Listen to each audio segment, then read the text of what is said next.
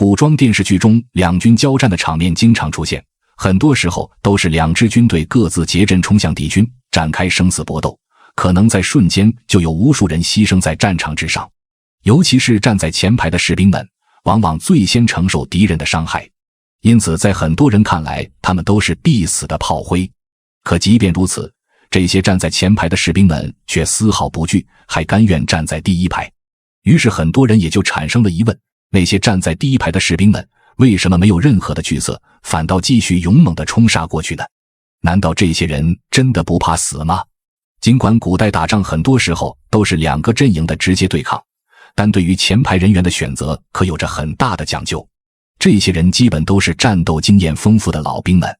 就像南北朝时期最强的北府兵，基本就是从各个军中挑选出骁勇善战且经验丰富的老兵们，由刘牢之统一进行指挥，担任前锋部队。唐初李世民的玄甲军攻无不克，战无不胜，他的选人标准也是经验丰富的老兵，于是多次上演以少胜多的奇迹。这些身经百战的老兵什么场面都见过，因此即便面对成千上万人的冲锋，也能镇定自若，不会因为敌人人数多，装备好下的双腿发软跑路。尤其是一些战功卓著的部队，老兵们都会清楚地知道，无论对面敌军多么强大，只要能保持好阵型，就有机会击溃敌军，取得最终的胜利。正是有了这些老兵在身前站着，身后的新兵们才会安心地做好大战的准备，整个部队的士气也会大幅度提升。因此在战斗时，新兵想要站在前排都没资格，只能跟在老兵后面朝着敌人发起冲锋。此外，站在第一排虽然风险高，但是收益也同样不俗。对于一支军队来说，想要战无不胜、攻无不克，除了需要严明的军纪，重赏和重罚都是必不可少的，其中重赏更是对将士们最好的刺激。古代军队中，普通士兵立功的方式非常固定，斩首、夺旗、先登和斩将，其中斩首是第一位。商鞅变法之所以能够成功，就是因为他对于砍下敌军首级的士兵赏赐太好了，只要斩首一级就能获得爵位。斩首数量越多，获得的奖励自然越丰厚，甚至可以得到官职。因此，秦国士兵在打仗时都不要命般冲向敌军，一手拿武器和敌人搏斗，一手抓着敌人首级作为自己的战利品。尽管斩首做军功的方式可能造成许多不良影响，例如有人为了领军功而杀良冒功，但对于普通士兵来说却是最好的激励方式。因此，从战国到清朝的几千年里，这种军功奖励方式一直都存在。斩将是指杀死敌军主将，或者抢到对方尸体的一部分，都可以被算作军功。当年项羽被逼自刎吴江后，刘邦把抢得他尸体碎片的人都封了侯。夺旗则是抢下敌人的战旗，这对于打击敌军士气是非常巨大的，因为这意味着部队成功打掉了敌军的指挥枢纽。先登则是适用于城市攻坚战当中，往往是那些第一个登上敌军城楼的人才能获得此等军功。明朝万历21年1593年，元朝明军在进攻平壤时，主帅李如松就曾开出赏格，第一个登城者就能得到赏银5000两。在战场上，第一排的士兵往往比其他士兵率先接触敌人，也就意味着有更多的机会去获得丰厚的奖励。重赏之下必有勇夫，因此前排的士兵自然会选择死战不退。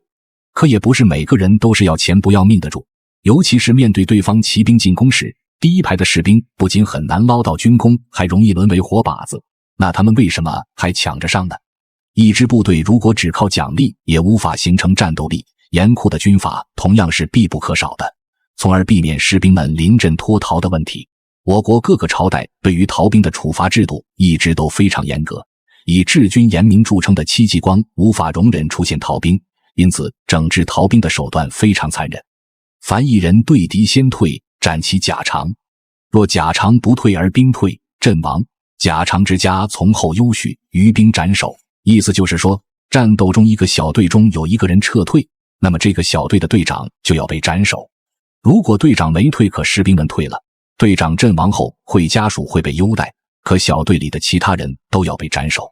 三国时的曹操更是将逃兵的家人们连坐，只要有士兵逃跑，他们的家人就躲不掉一顿严刑拷打，甚至被杀。其他朝代对待逃兵的态度也都非常明确，只要被抓到都会力斩不饶。因此对于每个士兵来说，上了战场就只能向前冲，否则就是死路一条。再加上各个军队对于阵亡士兵家属的抚恤很丰厚，解决了士兵们的后顾之忧。勇猛向前可能有一线生机，而且还可能获得军功而得到丰厚的奖励，即便战死家人也能得到丰厚的抚恤金。可一旦后撤，只有死路一条，而且还会连累身边的战友和远方的家人们一起跟着遭殃。这样的重赏和重罚之下，士兵们在战场上只能无条件服从上级的命令，无论前方敌人多么强大都不会退却，直到双方中的某一方战败。再加上古代打仗很多时候都是保家卫国，是一件非常光荣的事情，所以士兵们也会把当逃兵视为一种屈辱。更何况站在第一排的士兵还真不是必死的结局，甚至生存几率并不低。那些站在前排的老兵不仅仅只是经验丰富，他们身上的武器装备也是全军中最精良的，毕竟他们代表的是整个部队的军威，能对敌人产生震慑作用。再加上两军交战时都会先进行一波远程攻击，然后根据战场的局势进行包围、诱敌深入、打伏击战等战术，往往把一方的实力消耗殆尽时才会突然发起总攻。弓弩对射和小规模偷袭才是古代战争的常态，留给士兵一对一肉搏的机会并不多，因此士兵们遭受的伤害大多来自于弓箭攻击，而这些远程攻击手段使得全军遭受到的伤害相差不大，站在前排和后排的区别并不很大。而前排士兵的装备精良，还有盾牌等防御性武器进行抵挡，比起后面的士兵来说反倒更加安全。再加上古代交战会根据战场形势的改变随时变换阵型，这就意味着前排的士兵也在不断换人，不会让一批人一直留在前排作战。因此从这个角度来看，站在前排的士兵们并不一定就是必死的结果，甚至活下去的可能性比起后面的人来说还要多一些。综合以上几点，不难发现，古代打仗时尽管站在前排的士兵看起来危险性更大，甚至可能是必死的局面，但因为奖惩力度都非常高，所以士兵们只能向前挤，没有后退的可能性。与此同时，这些士兵往往都是装备精良又久经沙场的老兵，他们对战场局势的把握能力以及自身防护能力都要高于后面的士兵们，因此他们活下来的可能性也很高。再加上前排的士兵往往担负着整个军队和战争的胜负，他们需要给身后的士兵做好榜样力量，因此即便前方敌人万千众，他们也只能咬牙向前冲。